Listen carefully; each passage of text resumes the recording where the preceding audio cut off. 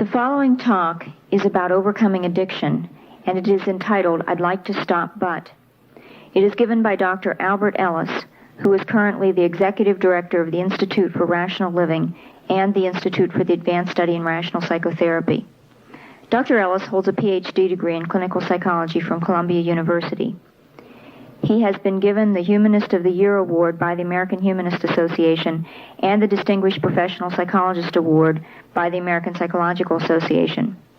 Dr. Ellis has published over 400 articles, and he has authored or edited 37 books and monographs, including A New Guide to Rational Living, How to Live with a Neurotic, Sex and the Liberated Man, The Sensuous Person, and Humanistic Psychotherapy.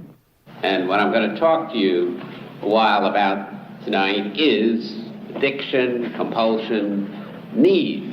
And the sequence will be, incidentally, that first I'll give a talk, then the others will present their viewpoints on the same subject, then we'll have some questions, then we'll have a brief intermission for you to give into your addictions during, and then we will have a live demonstration or two, because I like to demonstrate what rational emotive therapy is, not merely tell you how great it is, and of course it's great, but show it to you, demonstrate that without knowing anything about any of you personally, if you want to come up and talk to me, and usually with the other members of the panel too, since they get into the act, and discuss your problem for no extra charge. We will not guarantee to cure you, but you'd be surprised what might happen. But first, let me outline the RET, Rational Emotive Therapy, attitude and philosophy toward addiction, and toward the topic, which is I'd like to stop but. According to RET, just about any emotional problem, and addiction is usually a very definite emotional problem, stems from three major kinds of downing. That is, you down yourself, you down others, and you down the unniceties of the universe. You scream and wail and whine about your own inadequacies and others, and the inadequacies of the culture, the society, pollution, or what you will. And if you understand what you do in this respect and change your philosophy and stop being, for the first time in your life, the whiner that you naturally are, the commander, the demander that things go your way, then you will not have a philosophy of addiction. Now let me show you how you do get and remain addicted through demanding, through what I call masturbation. And the first aspect, which just about all of you very nicely or nastily, as the case may be, do, you will sabotage any effort whatsoever to give up the addiction, because the general view is other humans who are strong and competent and adequate, they could stop smoking or drinking or whatever it is, but not poor, crummy me. And as soon as you predict that, and it is a prediction in your head, you'll normally get a self-fulfilling prophecy that will make you fulfill that prediction, and then when you don't stop, you see, I knew it all the time. I'm unable to stop. I can stop. There's the evidence. And it's only evidence that you believe this, that you are no good for not having stopped it yet, and a no-goodnik like you will remain no good forever and not be able to do anything good and strong and desirable, such as giving up an addiction. Now the next philosophy is probably even more important. The first one is very important for anxiety and depression and despair and feelings of worthlessness. You're not going to have those feelings unless you first say, I must do well, and I'm not doing as well as I must, and therefore what am I? and you feel like exactly that you're calling yourself. And that, as I said, is an important aspect of addiction and will stop you from being unaddicted. It won't necessarily get you addicted. You get addicted usually because the addiction is pleasurable. But the second thing I'm now going to talk about is even more important. And very rarely, when you are truly addicted to something you consider pernicious, and that you resolve to stop, and that you don't stop, this second aspect is in there. And that is what we call in RET, and lots of other people use the same terminology, I didn't invent this, LFT, low frustration tolerance, or another name, self-pity. Not self-downing, but self-pity. And another name is short-range hedonism, a name that I think I invented, though maybe some Roman or Greek invented it a few thousand years ago, and I'm not giving him or her credit. But it means that you go for immediate gratification rather than future pleasure, future gain, and you refuse to discipline yourself now, no matter how many times you resolve that you will do so, because you again have a number of nutty philosophies, and some of them are as follows, some of the major ones. It's not only hard to stop this addiction, but it's too hard. And again, and it's not only hard, but it shouldn't be hard, and it certainly shouldn't be that hard as it indubitably is. And another one, I deserve to have it easier. I deserve to give up smoking without any effort whatsoever. So magic should occur that will happen. I should be able to get away with this. Other people, of course, again, are going to die in the gutter if they drink, but not I. Other people can procrastinate and get failed, but my noble professor will let me procrastinate because I, noble soul that I am, should be able to get away with it. Another very, very common philosophy, which practically every human has, but the addicts have it much more, are it's bad to be deprived, which is okay, not great to be deprived, and it's awful to be deprived, it's terrible to be deprived, and I can't stand deprivation, and I certainly can't stand frustration and pain.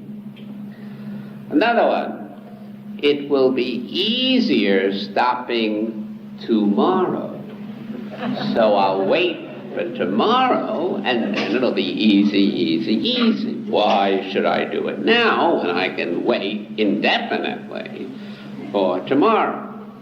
And another one, I don't feel like stopping smoking, and I never should have to do, and I can't do what I don't feel like doing. And another one, it's my nature to continue to do this. I was born a smoker or an overeater or something like that, and that's my nature. And still another one, I need immediate gratification. Not I'd like it and I wish I could get it without the overweight or without the pernicious effects of smoking, but I must have it, I need it. And another, and these are still all low frustration tolerance or self-pitying philosophies. Life is too unexciting and boring if I stop, therefore I must go on and do this thing. And still another, if I stop smoking or stop overeating or stop drinking, I'll feel anxious, and I can't bear anxiety.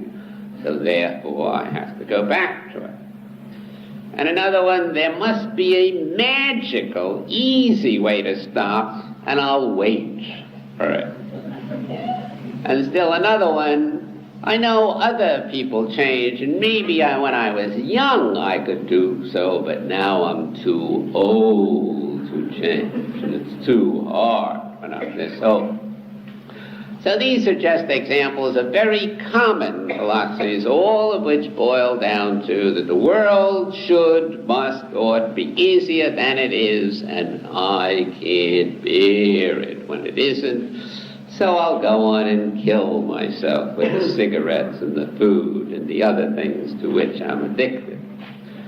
And now a third set of philosophies are under the heading of what is usually called hostility or rage or anger or putting others down.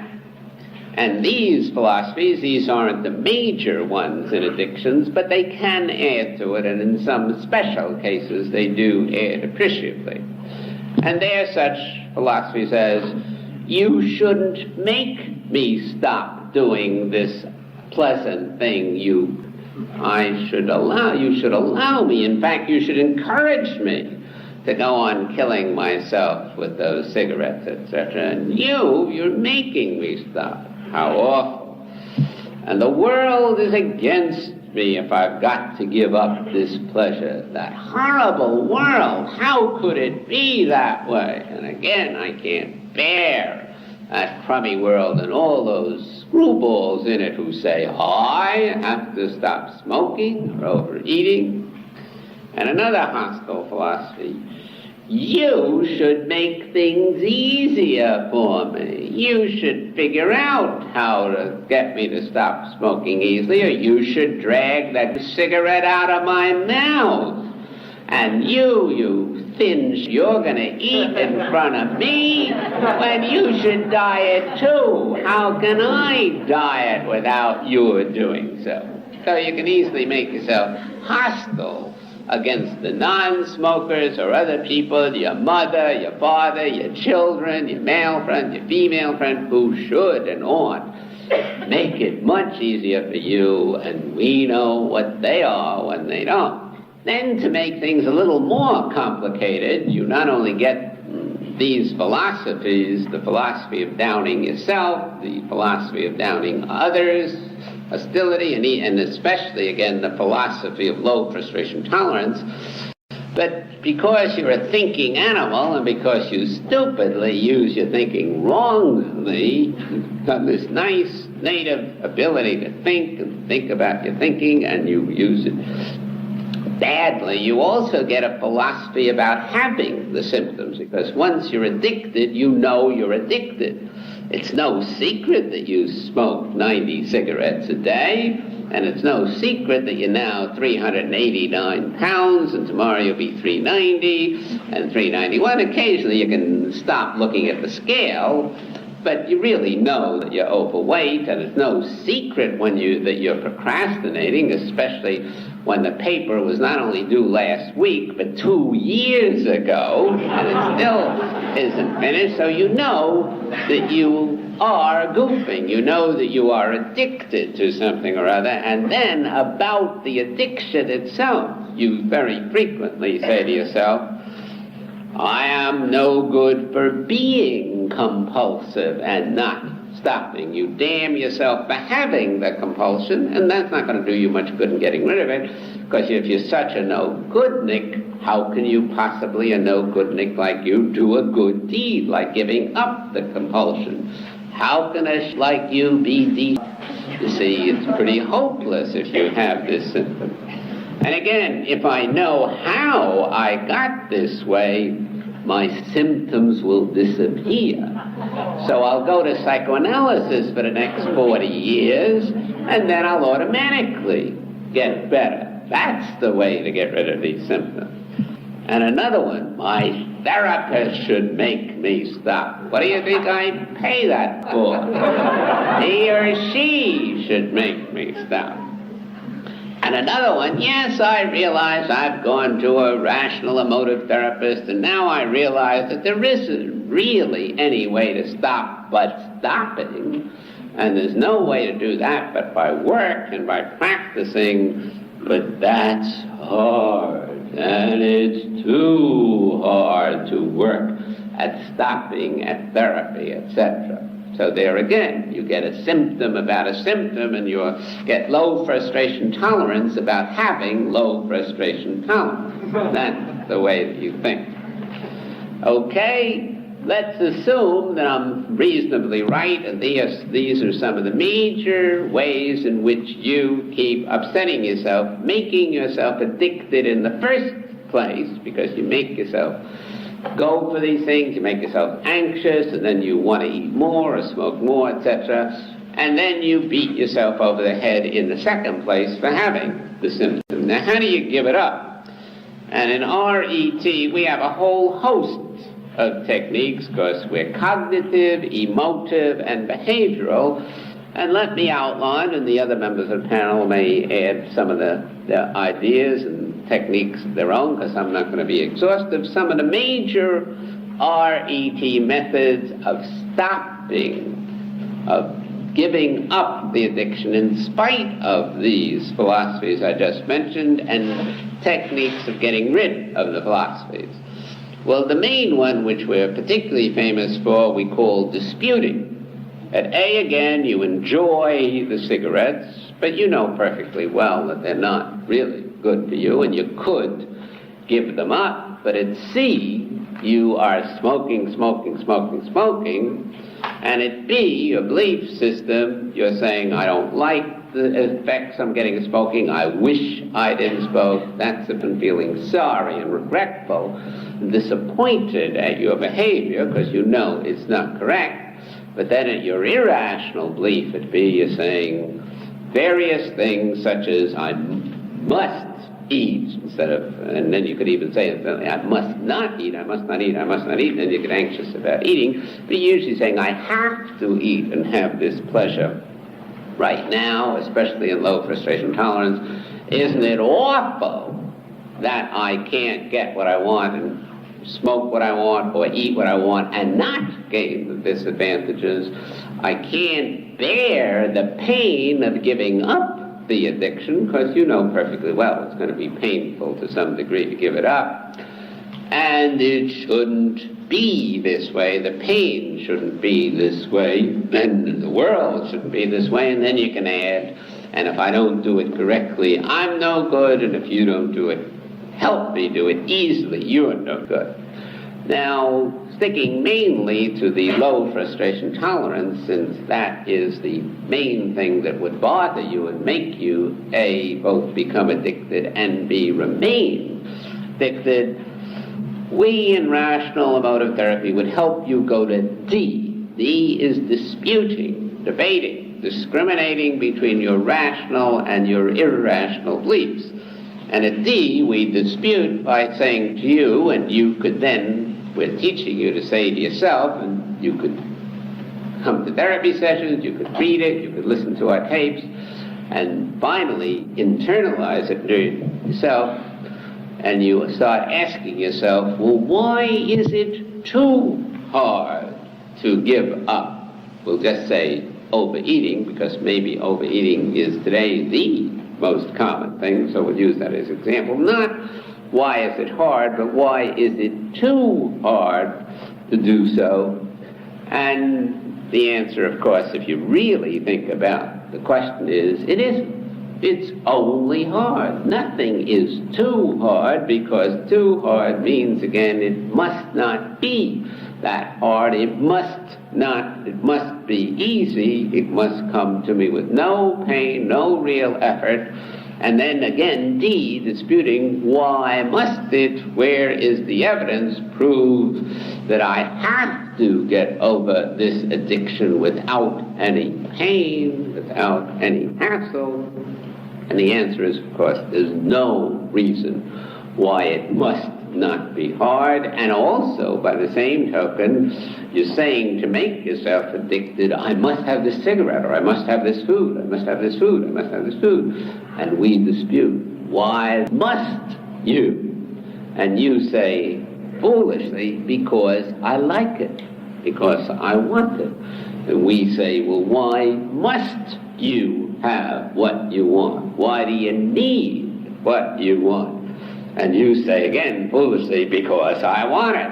And we say, we don't give up what you want. Do you really want it? Does your body want it? Does the results you're getting want it? Why must you have it? And if we persist and get you to persist yourself, you'll again get back to there's never a reason for the must, there's only a reason for the it would be nice if I could eat 6,000 calories of ice cream a day and not get fat. But it isn't that way. Tough. Now, how do I cut down to 5,000 calories of ice cream? Something like that. So you dispute. And then again, your belief is magical belief. It's awful to be deprived of my 6,000 calories of ice cream or cookies or candy or potatoes. And we come along and challenge with RET. Where is the evidence that it's awful? Prove it. And you say, well, it's awful because it's obnoxious, because it's unpleasant. In fact, it's unpleasant. You mean to say I'm not allowed any ice cream or any amount of ice cream for the rest of my life? And we say, well, if you're the kind of an individual who just looks at the ice cream and gets fat, maybe you'd better not eat anything for the rest of your life, any ice cream at least. You can eat a few other things like lettuce or cucumbers or something else, but maybe you'd better not eat any ice cream. And then you say, but that's awful, that's horrible, that's terrible. And we say, prove it. And you flounder around and give all kinds of nutty answers and tell us why it's inconvenient, why it's a pain, why it has disadvantages, why it's unpleasant, why it's distasteful. But you'll never find a reason for awfulness, because awful means that it's totally obnoxious that you don't have, let us say, the ice cream or as much of it as you want, and it's obviously not totally obnoxious. Very few people have died of not eating ice cream. Many have died of eating it, of course, but that's a different story. So it's not totally obnoxious. And awful means it's more than obnoxious. It's at least 101% unpleasant. And we say, prove that. And nobody has yet proved that it's 101 or 110 or 190% unpleasant to not eat ice cream or not smoke cigarettes or get the paper done on time. And then you come back to, again, it's so unpleasant, even if it's 80 or 90%, you're not claiming 101%, that it shouldn't exist. We say, why shouldn't it exist? And you come down to, because I don't like it, it shouldn't exist, that deprivation. And we say in our dulcet tones again, why shouldn't it exist? And you say, because it shouldn't. And we say, that's not evidence. You better rethink that. If it exists, if it's a pain in it to be deprived, it is a pain. Whatever exists, exists. And it is truly unpleasant to not eat all that ice cream, but isn't it unpleasanter to have all that weight, to get the ill effects, such as the high blood pressure, such as the premature death, such as various other unpleasantries? Now, which is more unpleasant? So we're not denying in any manner, shape, or form that it's highly uncomfortable for you to diet or throw away the cigarettes, but we're saying that it's never awful, it's never horrible, it's only uncomfortable. And if you can prove awfulness and horror, I'd like to see it, because I've asked thousands of people why it was horrible, why it was terrible, and nobody has ever given that answer. And the next nutty thing you're usually saying is, I can't stand giving up those cigarettes, let's say. And we say, well, why can't you stand it? That's an interesting hypothesis. Prove it. And you say again, well, I'll be anxious. So we say, well, why can't you stand being anxious? Oh, then I'll get more anxious. Well, let's suppose you do. Why can't you stand being more anxious? I don't like it. Why can't you stand what you don't like? And the more we persist, the more you run yourself into the ground, because it's obvious, if you think about it, that you can stand anything that ever occurs to you, no matter what it is, no matter how unpleasant. If somebody rips you up literally into little bits, you can stand it till you die. And your view, I can't stand this, as you're being ripped up, is nutty. You're not supposed to like it. It isn't so tasty and pleasant to be drawn and quartered or ripped up into little bits. But to say you can't bear it, you can't stand it, when all that's going to happen to you at most is you're going to be dead. And after you're dead, you won't notice very much what had happened to you before, is nonsense. But that's the way you think. I can't bear it, I can't stand it, I can't tolerate it, when that's the one thing you can normally do. Tolerate, bear anything that happens. And the next thing you're saying, that if the world treats me this way, makes it so unpleasant, sets up conditions so that I not only had better diet, let us say, but I'm going to suffer, have pain when dying. The world shouldn't be that way. It's a horrible, awful, terrible world. Right back to I can't stand living in it, and it must not be that way. You start hating the world. And we say, well, let's suppose the world sets up distasteful things. It has taxes, and you get up in the morning to go to work, which very few of you enjoy, and you have in Los Angeles the freeway system, which is not a great ball to be on.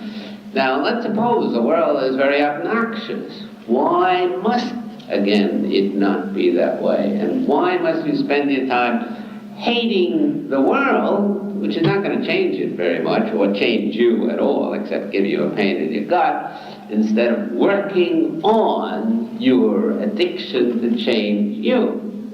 So you'd rather frequently cop out and hate the world conditions, or as I said before, other people or yourself for being addicted, but that's not going to help. So our main cognitive method usually is disputing, showing you that all these musts, all these shoulds, all these oughts, all these awfulizings, all these I can't stand it's, are your beliefs, your hypotheses at B, and if you dispute them at D and give them up, you get to a new philosophy, E, which is, I'll always find it pretty uncomfortable, or I may always find it pretty uncomfortable to stick to my 2,000 calories a day or whatever I end up with, or to smoke a few cigarettes or no cigarettes, or to get my papers in on time instead of 5.5 years late. I'll always find that very uncomfortable, so I'll find it uncomfortable. But I'll find it more uncomfortable if I don't do those things, if I goof and retain my addictions. Now, which is the greater hassle? It looks like being addicted is, I'd better get back to my addiction and stop my whining and wailing about it. So that's one of the techniques, one of the main ones we do cognitively. Another one is we get you to focus on the benefits of stopping, because most people ignore those. They see the benefits of the eating, and they see the benefits of the smoking, and they see the benefits, in quotation marks, of the procrastinating, but they don't see the benefits of stopping. Or they see them and then throw them away immediately. So we show them lots of times repetitively, vigorously, the good results of the not smoking, how challenging it is to be disciplined and give up one of these self-defeating addictions. How, if you build general discipline, not just the smoking, but it could go way beyond it, good habits of work, etc., how that general discipline gets you all kinds of goodies and pleasures, so that even lots of activities which you considered obnoxious become pleasurable. How you set a good example for others by giving up the addiction, especially to people you love, your children, your brothers and sisters, even your own mother and father who may be addicted to various things, your lover, your mate, etc. And how, after a while of going through pain of withdrawal symptoms, and lots of these things besides heroin have withdrawal symptoms. They don't have the same kind as heroin does, but alcohol, for example, you can have real withdrawal symptoms if you drink a great deal and then suddenly give it up. After a while, you really enjoy the new state, the non-smoking state, the non-overeating state, the non-procrastinating state. It takes a while. You don't enjoy it immediately, but you really can enjoy it, and you better focus on that advantage even though it's not there in the immediate present.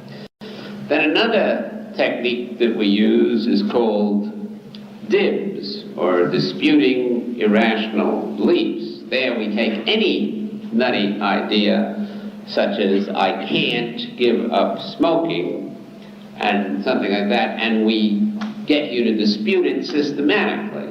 I've published this technique in pamphlets and in some of my books, and you can look it up, but let me just briefly outline it here. You ask yourself, what am I telling myself to remain addicted? And you answer something like, it's too hard to stop. And then you say to yourself, is that true, that it's too hard to stop? And if you're wise, you answer, no, it is false. And then you say, where is the evidence that it's false, that it's not true, that it's too hard to stop? And you say to yourself, well, it's only hard. It can't really be too hard. It's merely hard. And it's harder not to stop. In other words, it's harder to remain addicted. And if I get the pleasure now of smoking or overeating, it's going to be harder later because I will get the really pernicious effect. And there's no evidence that it should be easy. And you think that one through. Then you say, what's the worst thing that will happen if I work at stopping? Because you're allergic, of course, to working and stopping. If we could give you a magic wand and the wand would stop you from smoking with no pain, of course, you'd all accept that. Alas, we don't have that wand. And then you answer, the worst things that will happen is, one, the pain of starting, because as you start to stop, you will be in pain. Two, there will be some pain in continuing, though less, as you continue to give up the cigarettes or the food or whatever it is. There will be the pain of deprivation. Naturally, there will be. There will be the pain of giving up your low frustration tolerance philosophy, because you're addicted to the philosophy. It's easy, it's comfortable, and it'll be obnoxious, a hassle to start working at giving it up. And there will be the general pain of growing up. But if you look at all these pains, you see that they're only inconveniences. They're never more than that, while the addiction is almost always, and that's why you want to give it up, a greater inconvenience. The only thing you can ever get from not smoking, not drinking, not procrastinating, not taking heroin is an inconvenience. There's no horror in the universe. And then you might ask yourself finally, what good things will happen or would I make happen if I stopped? If I gave up this addiction? And you answer, it does become easier. As we said before, it is challenging just to work at it. It's less frustration in the future, not in the present. Others will like the fact that I don't kiss them with my cigarette addicted breath. The pain that I have now will pass, and it may be enjoyable to, I may really feel enjoyable just to be disciplined. Now, if you go over this DIBS, which I've just briefly outlined, disputing irrational beliefs, you take any belief and finally, not all at once, give it up. Then we have a number of emotive methods, because RET is rational emotive therapy. We use rational emotive imagery, which you can teach yourself, again, by reading about it or seeing one of our therapists who will teach it to you, and I may demonstrate it later, where you imagine a frustrating condition when you are giving up the addiction. You imagine yourself, for example, without a cigarette after you've been addicted to it for a while, where you let yourself feel horrible, feel really upset, depressed, angry about not having that cigarette, where you then turn that feeling into one of only disappointment, only regret, which you are able to do. You might not think you can change your feelings, but you can. Then you look at what you did to create that new feeling of disappointment rather than of horror at imagining yourself without that cigarette. And you see, normally, incidentally, that it is cognitive. Almost every time you've changed your view and told yourself, well, so I'm in pain, I'll be in greater pain if I don't continue to stop doing it, so you continue to give up the cigarette. And then you practice doing that every day for a number of minutes, and if necessary, reward yourself for doing this rational emotive imagery and penalize yourself for not doing it for 10 or 15 minutes a day until you train yourself to accept, not to like, but to accept the unniceties of giving up the addiction of withdrawal. Another technique, an emotive technique, would be what I call strong disputing. Because if you merely dispute in an amby-pamby manner, you'll tell yourself the right thing, but it won't work that well because emotion normally is a vigorous, strong conviction. And your emotion, which we call childishness or whining or low frustration tolerance, is very strongly in your head when you're addicted. So you vigorously say to yourself and think to yourself and prove to yourself many times, I can stop. And the pain of continuing would be worse than the pain of giving up this addiction. And you tell yourself many times and think about it, I don't need immediate gratification. I'd like it, I wish it, I prefer it, but I don't need it. And you tell yourself a peculiar thing, which if you convince yourself, you'll change your entire life of low frustration tolerance, and that is, frustration should exist because it does. And that's the way life is. Life is spelled Hassle. And it is, in many respects, a hassle and has frustrations, and it should be that way because it is that way. And you say to yourself very vigorously, so it's hard to bear. It's much harder not to give up the addiction than to give it up. Now, finally, RET gives you several behavioral methods, and one is the operant conditioning or self-managing one of reinforcing or rewarding yourself whenever you act non-addictively. In other words, if you tell yourself, well, I'll only have tomorrow a maximum of 5 cigarettes. I've been smoking 3 packs a day or 2 packs a day for the last 40 years now. Tomorrow and from then on, there's no more than 5. As soon as you complete the day with 4 or 5 and never 6, but 5 or less, until you smoke, then you immediately reward yourself with something that you consider good, some entertainment. It can be credit towards a trip that you'll take if you can do that for 30 days in a row. It can be good food as long as you're not overeating. That'll get you into trouble.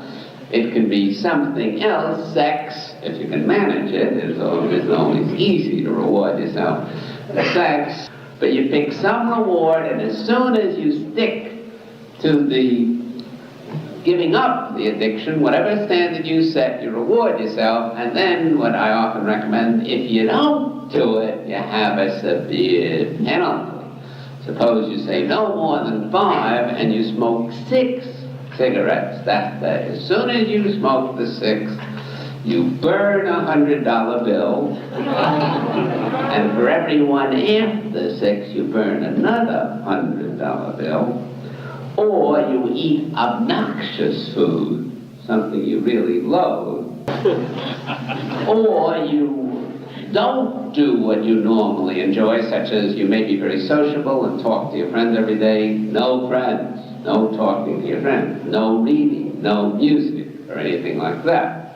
Or you get yourself to visit some obnoxious person, such as your mother-in-law. You see, every time you have 6 cigarettes, you have to immediately call your mother-in-law and talk to her for an hour. Well, you won't be having cigarettes very long at that point. So you can set that up. And you can finally do what we call in vivo exercises to help your self-discipline and your anti-addiction. And that is that you deliberately force yourself to do something hard. And it doesn't have to even be the addiction giving up itself, but something else. You deliberately make yourself do something hard, such as that visiting your mother-in-law bit, that you force yourself to stay in frustrating conditions for a while. If you hate living in a lousy apartment and you really want to get out, you increase your frustration tolerance by temporarily staying in the apartment, and when you can bear it, when you can stand it, when you stop whining about it, then you move. Or you can gradually increase your frustrations. These are some of the things you can do rationally or cognitively, emotively, and behaviorally